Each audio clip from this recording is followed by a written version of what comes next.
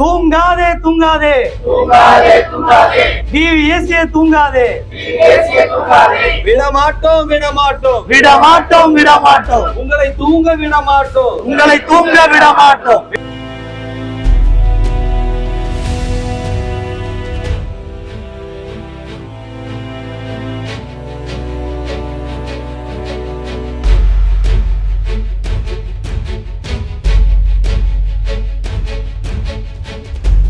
ஊழல்ல பலவிதமான லஞ்சம் ஊழல்ல பலவிதமான சமரசங்கள் இங்க நடந்துட்டு இருக்கிறத நம்ம பார்க்கிறோம். அறப்போர் நம்ம கடந்த இந்த 6 ஆண்டுகள் 2017 இருந்து இந்த 2024 7 ஆண்டுகள்ல கிட்டத்தட்ட 32 புகார்கள் லஞ்ச ஒழிப்புத்துறையில கொடுத்திருக்கோம். 32 புகார்கள். ஒவ்வொரு புகாரும் எந்த அளவுக்கு நம்ம ஆதாரங்களை திரட்டி கொடுக்குறோம் அப்படிங்கிறது நிறைய பேருக்கு தெரியும். அதுல 4 புகார்ல தான் இது வரைக்கும் எஃப்ஐஆர் ஆயிருக்கு. இது எல்லாமே 2021 ஏர்லி 2022 ஆயிடுச்சு. ஆனா அதுக்கு பிறகு கடந்த 2 ஆண்டுகளாக லஞ்ச ஒழிப்புத்துறை எஃப்ஐஆர் போடணும்னு லஞ்ச ஒழிப்புத்துறையே கேட்டாலும் தமிழ்நாடு அரசு போடக்கூடாதுன்னு நிப்பாட்டி வைக்கிறாங்க. நான் உங்களுக்கு ஒரு சில உதாரணங்கள் சொல்றேன். கேபி பார்க் உங்க எல்லாருக்கும் ஞாபகம் இருக்கும். கேபி பார்க் ஊழல் 2021 எல்லா மீடியா சேனலும் அங்க கேபி பார்க்ல போய் நின்றாங்க. தட்டினா இந்த சவுத்தை பாருங்க, எவ்வளவு வேணா நான் தட்ட முடியும். அப்படி அவங்க இந்த மாதிரி ஒரு தட்டு அங்க கேபி பார்க்ல தட்டினாங்கன்னா இந்த சவுரே விழுந்துரும். சவுரை தொடாம அவங்க அங்க இருக்கணும். மக்கள் சவரை தொடாம வாழணும். சவரை தொட்டாங்கன்னா மாவீரன் படம் பாத்தீங்கல்ல, அந்த ஜன்னலை தள்ளா அப்படியே ஜன்னலை கீழே விழுந்துடும். இதுதான் இன்னைக்கு கேபி பார்க்ல நிலைமை. போன வாரம் நம்ம பெரும்பாக்கம் போயிருந்தோம். நிறைய பேர் பெரும்பாக்கத்துல தன்னார்வலர்கள் வந்திருந்தீங்க. வீட்டுல போய் பார்த்தோம். 6 வருஷமா குடியிருக்கிறாங்க மக்கள்.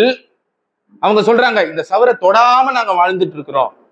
மேலேந்து கீழே விழுந்து ஒருத்தருக்கு ஷோல்டர்ல அடி. எதனாலன்னா 6 வருஷம் ஒரு பில்டிங்கு கட்டி இந்த மாதிரி மேல விழுது, சவரை தொட்டா அப்படியே மண்ணு கொட்டுது அப்படின்னா என்ன அர்த்தம்? இதெல்லாம் ஊழல் மட்டும் கிடையாது, உயிரோட விளையாடக்கூடிய வேலை. நல்லா புரிஞ்சுக்கணும். உயிரோட விளையாடக்கூடிய அளவுல நடக்கக்கூடிய ஊழல்கள் மிக மோசமான ஊழல்கள்.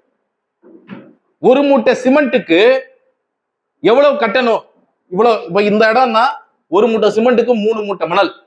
இங்கன்னா சவருனா ஒரு மூட்டை சிமெண்ட்டுக்கு 5 மூட்டை மணல்.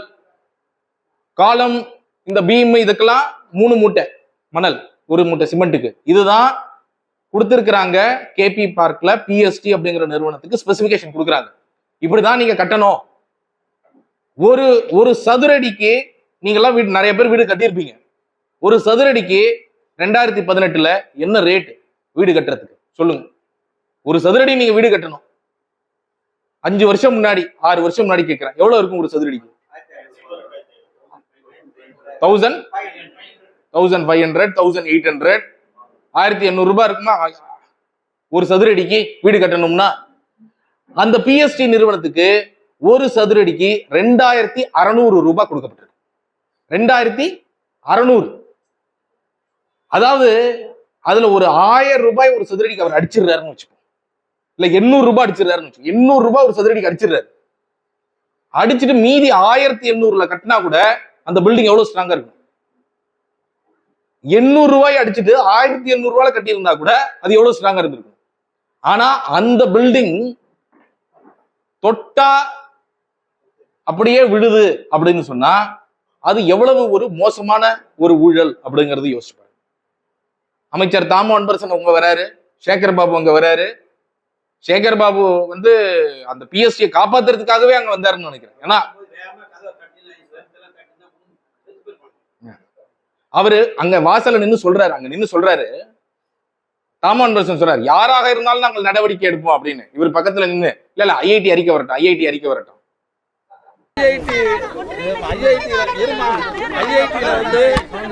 ஐஐடியில கட்டடம் சரியில்லைன்னு சொல்லி ரிப்போர்ட் கொடுத்துறாங்கன்னு சொன்னா யார் யாரெல்லாம் சம்பந்தப்பட்டிருக்காரோ அவர்கள் அறிக்கை வந்ததற்கு பிறகு தான் நடவடிக்கை எடுக்கணும். நிச்சயமா நடவடிக்கை எடுக்கணும். அங்கேயே உடனே நாங்க நடவடிக்கை எடுக்க மாட்டோம், அறிக்கை வரட்டும் அப்புறம் தான் நடவடிக்கை எடுப்போம். அப்போ அங்கேயே ஒரு சந்தேகம், இவர் வந்திருக்கிறது மக்களுக்காக வந்திருக்கிறாரா இல்ல பிஎஸ்டி அந்த நிறுவனத்துக்காக வந்திருக்கிறாரா சேகர் பாபு அந்த இடத்துக்கு அப்படிங்கிற ஒரு மிகப்பெரிய கேள்வி. இதற்கிடையில் தரம் மற்றும் உறுதித்தன்மை குறித்து ஊடகங்கள் வெளியான செய்தியின் உண்மையை தன்மையை தெரிந்து கொள்ள நானும் மாண்புமிகு இந்து அறநிலைத்துறை அமைச்சர் சேகர் பாபு அவர்களும் நம்முடைய சட்டமன்ற உறுப்பினர்களும் நேற்றைய தினம் நேரடியாக துறையினுடைய செயலாளர், முதன்மை அதாவது குடிசை மாற்றுடைய மேலாண்மை இயக்குனர் ஆகியோரோடு நேற்று மாலை நேரடியாக சென்று ஆய்வு செய்கிற போது தரம் மற்றும் உறுதித்தன்மை குறித்து ஆய்வு மேற்கொண்டு அறிக்கை அளிக்க இந்திய தொழில்நுட்ப கழகத்திற்கு கடிதம் ஏற்கனவே அனுப்பப்பட்டிருக்கிறது. அவர்கள் ஆய்வு செய்து தரும் அறிக்கையில் கட்டுமான பணியில் தவறு உள்ளது என்று சுட்டி காட்டப்பட்டால் அந்த குடியிருப்பை கட்டிய ஒப்பந்ததாரர் மற்றும் சம்பந்தப்பட்ட அலுவலர்கள் மீது இந்த அரசு நிச்சயமாக நடவடிக்கை எடுக்கும் என்பதை உறுதியோடு நாங்கள் தெரிவித்துக் கொள்கிறோம். இந்த அரசு யார் தவறு செய்தாலும் இது வேடிக்கை பார்க்காது, அனைவர் மீதும் நடவடிக்கை எடுக்கும் என்ற செய்தியை மட்டும் சொல்லி நம்முடைய முதல்வர் அவர்கள் இது 3 நாளைக்கு முன்னே பத்திரிகையில் வந்தவுடனே எங்களை கூப்பிட்டு இந்த உடனே இதுக்கு நடவடிக்கை எடுக்கணும்னு சொல்லிட்டாரு. ஆக யார் தவறுகள் செய்தாலும் அது அரசு அதிகாரிகளாக இருந்தாலும் சரி ஒப்பந்ததாரர்களாக இருந்தாலும் அவர் மீது கடுமையாக நடவடிக்கை எடுக்கப்படும் என்பதை மட்டும் சொல்லி விடைபெறுகிறேன். நன்றி, வணக்கம். இன்னைக்கு என்ன ஆச்சுன்னா, அந்த ஊழல்ல ஐஐடி கியூப் அப்படின்னு ஒரு நிறுவனத்தை அப்பாயிண்ட் பண்றாங்க. கிட்டத்தட்ட அந்த நிறுவனம் 76 சாம்பிள் எடுத்து செக் பண்ணி 90% மேல சாம்பிள், 90% மேலன்னா என்ன அர்த்தம், 69-70 சாம்பிள் ஃபெயில். 76 சாம்பிள்ல 70 சாம்பிள் ஃபெயில் ஆயிடுச்சு. அவங்க என்ன சொல்றாங்க, ஒரு மூட்டை சிமெண்ட்டுக்கு 5 மூட்டை மணல் கலக்கணும்னு சொன்னா அவங்க 5 மூட்டைக்கு மேல கலந்துருக்கிறாங்க. 15 மூட்டை மணல் வரைக்கும் கலந்துருக்கிறாங்க. 15 மூட்டை மணல் வரைக்கும் இந்த பிஎஸ்டிங்கிற நிறுவனம். நான் மீண்டும் சொல்றேன், 2600 ரூபாய்க்கு அவங்களுக்கு கொடுத்துருக்காங்க ஒரு சதுரடி. அவங்க 1800 ரூபாய் 800 ரூபாவை அடிச்சுட்டு 1800 ரூபாய்க்கு கட்டியிருந்தா கூட ஒரு மூட்டை சிமெண்ட்டுக்கு 5 மூட்டை மணல் போட்டு கட்டியிருக்க முடியும். கரெக்டா இல்லையா? அப்போ எந்த அளவுக்கான அவங்க ஊழல் பண்ணியிருக்கிறாங்கன்னு யோசிச்சு பாருங்க. இந்த மாதிரியான ஒரு ஊழல் ஐஐடி கியூப் அறிக்கை வரட்டும்னாரு, வந்தது மறைச்சு வச்சுக்கிட்டாங்க அரசாங்கம், வெளியில விடல. சரி, ஆர்டிஐ போட்டு அந்த தகவலை எடுத்து நாம வெளியிட்டோம். இந்த மாதிரி 90% இந்த பூச்சி ஃபெயில் ஆயிடுச்சு. எப்படி கதவுல இருந்து டைல்ஸ்ல இருந்து எல்லாமே குவாலிட்டி மிக மோசமான குவாலிட்டி இருக்கு. லிஃப்ட் எப்படி மோசமாக இருக்கிறது, இந்த மாதிரி எல்லா விஷயங்களையும் அவங்க சூப்பர் செக்னு சொல்லுவாங்க. சூப்பர் செக்னு என்ன தெரியுமா, இது இந்த மாதிரி இதுக்கு ஒரு சாம்பிள் எடுத்து செய்யறாங்க இல்லையா, இது இன்வெஸ்டிகேஷன் ஸ்டேஜ்ல பண்ணுவாங்க ஒரு அமைப்பு.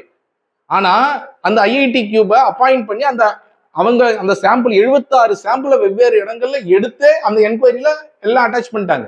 அப்போ இவ்வளவு ஆதாரங்கள் இருந்தா முதல்ல பண்ண வேண்டியது எஃப்ஐஆர், முதல்ல ஃபைல் பண்ண வேண்டியது எஃப்ஐஆர். அரசாங்கம் கம்ப்ளைண்ட் கொடுத்தாங்களா? தாமோன்பரசன் கம்ப்ளைண்ட் கொடுத்தாரா? சேகர் பாபு கம்ப்ளைண்ட் கொடுத்தாரா? முதல்வர் மு க ஸ்டாலின் கம்ப்ளைண்ட் கொடுத்தாரா? போட சொன்னாரா? போட சொல்லல.